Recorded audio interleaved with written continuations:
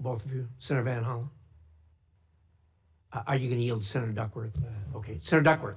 I thank my colleagues. My daughter has dental surgery, so they're being very kind so I can get her to that. Thank you. Mr. Secretary, last March, the President invoked the Alien Enemies Act, a notorious wartime law last used for Japanese internment. He said that he was responding to the Maduro regime's supposed invasion or other acts of war against the United States. But in recent weeks, you, the Department of Justice, and our friends across the aisle have repeatedly said that we are not at war with Venezuela. Secretary Rubio, if that is true and we are not at war with Venezuela, will you advise the President to rescind his invocation of the Wartime Alien Enemies Act?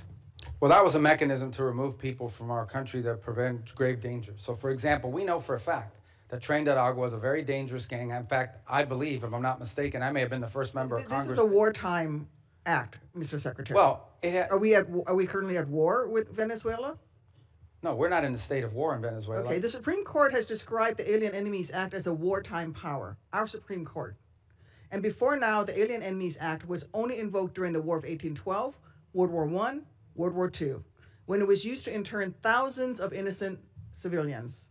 Are you really arguing that the President should be able to wield an internment law? No, but we're talking about two separate things here. So you're talking about the state of Venezuela, or are describing the regime.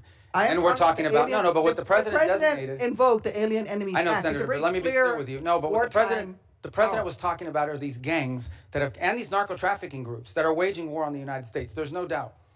These groups have waged war on the United States. They have waged, for example, Tren de Aragua was not just a criminal gang presence in our street. It is a criminal gang directly responsible for narco-trafficking. The Trump administration has acknowledged that the vast majority of the men it rounded up and deported to torture under this law had no criminal records whatsoever. We didn't torture Independent, over 75%. Who did we torture?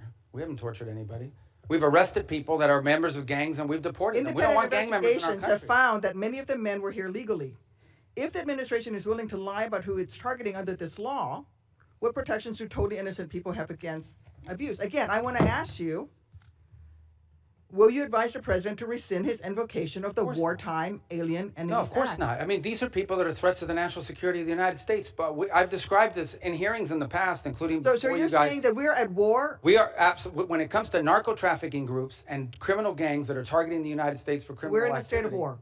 There's no doubt about the fact that we're confronting them in a warlike setting because they're waging war apply, and do the Geneva Convention They're waging war against us, and they're enemy combatants as a result of it. And the fact of the matter is that we are confronting these irregular groups, and that's one of the great challenges of the new century in this hemisphere in particular, is that these non-state actors who possess state-like capabilities in terms of their weaponry pose a grave danger to the United States. I don't think any American would dispute that we have cartels that pose a threat to the national security of the United States. With all of the other laws of when it comes to warfare. I mean, you're saying that he can invoke this wartime power. No, I'm saying, you're asking me, I'm here to discuss foreign policy and what's in the realm of the Department of State. Well, I think your question is better directed at the Department of Justice. Enemies Act, but I would tell you that, which is a wartime, which is something that but you're asking me a question said can be invoked during wartime. But you're asking it's only me a been question invoked during the War of 1812, World War I, and World War II. It's only been invoked 3 times, and this President is invoking it. Okay, you're asking me a question about the domestic application of a law that's best directed to the Department of Justice. No, it is because you're asking me something to opine on something that's in the realm of the Department of Justice in terms of its domestic application. I can tell you that the United States is most certainly confronting terrorist and criminal organizations operating in our hemisphere that pose a grave danger to the United States. Anyone who believes that gangs that flood our country with fentanyl or cocaine are not threats to the United States is not living in reality and certainly does not reflect the opinion of most Americans. The President already said that he was ready to put American troops in Venezuela again. So we're at war right now.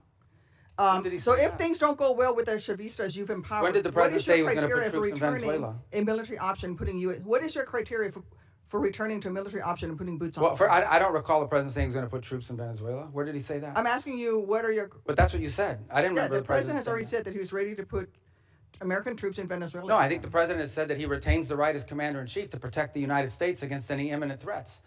Maybe that involves troops. Maybe that involves air power. We hope, but we don't anticipate that being the case in Venezuela. I worry that you are playing fast and loose with our nation's Well, I just gave you military. And testimony let me here. just say, I just want to conclude by Yeah, but I just gave you testimony of how well things are moving forward, not as fast as but everybody you would like. also said that But- in 6 or 9 months, if things don't go well, you're going to have to do something else. And the president's already said that he's not ruled out the military option. And you've also just said that, yes, we are at war. The president has But wartime every powers. president retains So the power to use military to it's reasonable for me protect. to ask you. And I gave you a very specific example. Every president retains the right to defend the United States against an imminent threat. Yes, if there are just give you an example, Iranian drones deployed in Venezuela that could threaten the United States, we most certainly will address that, even if it's located in Venezuela. But we hope we don't get to that point. We don't expect to get to that point. I don't think that we're not trending in that direction. That's a fact. But that said, on the one people hand, of America people are here worried that unhappy this we're is a president cooperating who with engages Venezuela. in yet On the other hand, they another want us to go forever to war, with Mr. them. Secretary. What's We that? don't need to be in another forever war, and that is the path that we are going towards. And let me just say, Well, how are we let me going towards a conclude- let me forever just- let war me if we're just dealing with conclude. we're dealing you're with not Delcy ruling out a Rodriguez every military day? option. You're not going to ask him to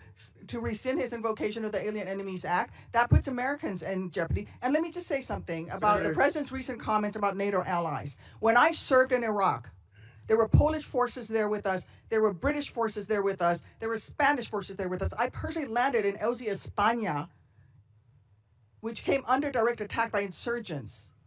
Polish troops who worked with the Illinois military, with the Illinois National Guard for 30 years, died in Afghanistan, Mr. Secretary. All the president I just wants wanna is for say NATO to is have that more our NATO capabilities. allies have stood beside us. He wants our allies to and have more we need to maintain the strength of that alliance. I get it. Not Senator, all the president wants is your our time's allies. up. Not making much progress here. Well, let me Thank you just very say, the much. president just wants our allies to have more capabilities to be involved in operations like that, God forbid, in the future if necessary. That's not what an he said. unreasonable He said request. that they stayed a little behind, and they certainly did not come to our defense. And Well, not they every did. country in Europe, not every country in NATO participated in those missions. Some did. Denmark suffered some of the greatest military casualties. There's no doubt that many of our allies have stepped forward and provided assistance to us, and there are many others that simply don't have the capability to do it now or in the future. That's not what the president said. So that's Senator what he Lee, was pointing to. Thank you, Mr. Chairman. Thank you, Secretary Rubio, for being here.